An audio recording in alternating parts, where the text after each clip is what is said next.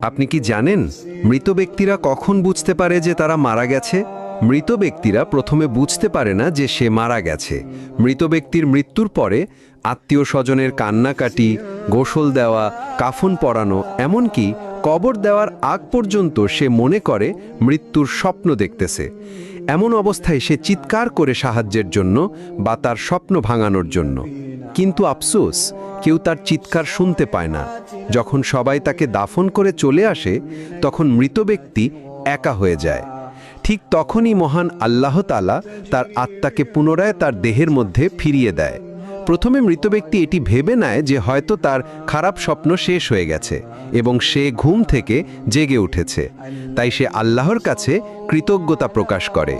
এরপর সে তার শরীর স্পর্শ করতে থাকে, যা কিনা সবেমাত্র দাফন করা হয়েছে। তখন সে বলতে থাকে, আমার শার্ট কোথায়, আমার প্যান্ট কোথায়?